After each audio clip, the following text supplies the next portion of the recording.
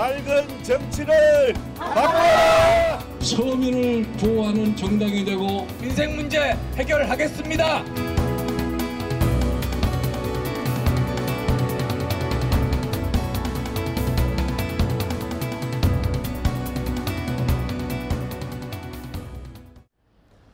국회의사당입니다.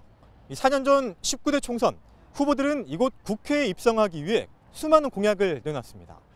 공약, 다 알고 계시겠지만 사전적 의미를 굳이 짚어보겠습니다. 공변될 공, 맺을 약을 썼군요. 즉, 후보자와 유권자가 공적으로 맺는 약속입니다. 그렇다면 모든 후보들이 자신했던 4년 전의 이 약속들, 얼마나 지켜졌는지 살펴보겠습니다. 시민단체 한국매니페스토 실천본부는 19대 국회의원들의 8,400여 개의 공약을 분석했습니다. 그랬더니 16개 시도별 공약 이행률을 따져볼 수 있었는데요. 서울, 인천, 경기만 떼놓고 볼까요? 서울은 54.13%로 7위를, 인천은 57.92%로 2위를, 경기는 48.52%로 전체 11위를 기록했습니다. 대체로 약속의 절반가량만 이행했음을 알 수 있는 대목입니다. 공약의 성격도 분류해 보겠습니다.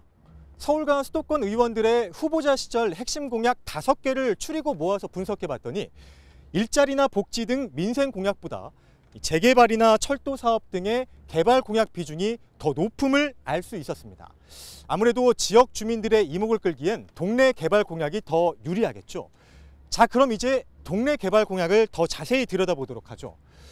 경실련은 경전철 건설, 지하철 연장 등 굵직한 지역개발 공약들을 추려서 이행 현황을 분석했는데요. 철도나 지하철역을 새로 만드는 공약은 20건이 있었는데 그중 2건만 이행됐습니다. 노선 연장은 어떨까요? 17건 중 단 1건만 이행됐습니다. 마지막으로 경전철 건설을 볼까요? 16건의 공약이 있었는데요. 이행된 건 단 1건도 없습니다. 비율로 따지면 동네 개발 공약의 이행률은 단 5.6%에 불과합니다. 물론 공약을 모두 지키기란 쉬운 일은 아니겠지요. 하지만 애초에 이 공약이 빌공짜의 공약은 아닌지 냉철하게 물음표를 던지는 일은 약속을 내거는 후보자에게도 선택을 해야 하는 유권자에게도 필요한 자세일 겁니다. 처음부터는 아니었을 겁니다.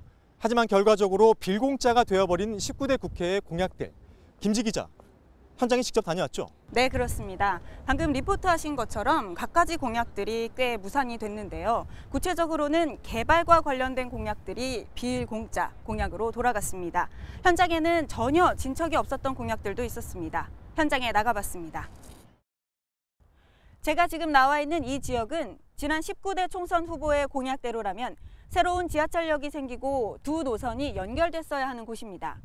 하지만 총선이 끝난 뒤 4년이 지났지만 보시다시피 지하철 관련 공사는 진행되지 않고 있습니다. 요번도 솔직히 저는 긴가민가 해요. 또 얼마나 해서 바뀌나. 지난번보다 달라진 건 없는 것 같지만 그래도 한 번 더 믿어보고 찍어보겠습니다. 이번엔 또 다른 지역구로 옮겨와 봤습니다. 이 지역을 지나는 경전철이 개통될 예정이었지만 4년이 지나는 동안 어떠한 진척도 없었습니다. 경실련 조사 결과에 따르면 지난 총선에서 나왔던 개발 공약 가운데 진척 사항이 전혀 없었던 공약은 전체 개발 공약 26건 가운데 수도권에만 16건, 그중 서울시 공약이 5건입니다. 개발 공약의 경우 시행되기까지 많은 시간과 비용이 소요되고 시행되지 않았을 경우에는 고스란히 유권자들의 피해로 돌아가기 때문에 보다 신중한 고민이 필요합니다. 개발 공약 같은 경우에는 공사비가 수백억 원에서 수천억까지 책동되고 있습니다. 그렇기 때문에 무분별하게 추진됐을 때는 또 사업비 문제가 커지고요. 또 하나는 추진되지 않았을 때에는 사회적 갈등이라던가 아니면은 개발 확공약으로 인한 소비자를 혐오시킨다던가 이런 문제점이 있습니다. 그렇다면 20대 총선 후보자들의 개발 공약은 어떨까요? 제가 지금 후보자들의 선거 공보들을 들고 있는데요. 실천이 쉽지 않았음에도 불구하고 개발 관련된 공약들은 빠짐없이 들어있습니다. 유권자들이 공약을 객관적으로 자세히 살펴보는 것은 가능할까? 선거사무소에 직접 전화를 걸어봤습니다. 그럼 이렇게 직접 전화해서 요청을 하면 받을 수 있는 거고 여기 나와 있는 걸로는 일단 이걸로 확인을 해야 되는 거죠? 네, 그렇죠. 공약을 보고 일일이 전화를 해서 물어보고 자료를 받아서 분석하는 것도 유권자의 몫입니다. 이렇다 보니 유권자들은 어디까지를 믿고 선택할지조차 헷갈린다는 반응입니다. 정작 지켜지진 않고 자기의 그 투표를 얻기 위한 이득으로 생각하기 때문에 저희는 공약보다는 당을 위주로 생각하고 뽑는 것 같습니다. 공약을 보면은 그것이 실현될지 안 될지 잘 판단이 안 서서 공약을 잘 안 보게 되고. 전문가들은 후보자들이 공약에 들어가는 돈이 얼마인지를 알고 유권자들에게 보다 많은 정보를 제공해야 한다고 지적합니다. 공직선거법 66조는 자기 공약에 들어가는 돈이 얼마인지를 추계하는 겁니다. 자기 공약에 들어가는 돈이 얼마인지를 스스로 추계할 수만 있어도 이런 개발, 난개발 공약들이 제시가 되지는 않을 것 같습니다. 당선이 된 뒤 공통 공약일 경우 빠르게 입법 처리하고 이견이 있는 공약들은 조정 절차를 거쳐 처리하는 것도 중요하다고 강조합니다.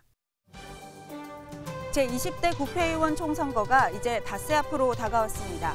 후보자들이 내세운 공약을 꼼꼼히 살펴보는 유권자들의 자세도 물론 중요하겠지만 유권자들이 보다 나은 선택을 할 수 있도록 더 쉽고 자세한 정보가 필요해 보입니다. TBS 김지희입니다.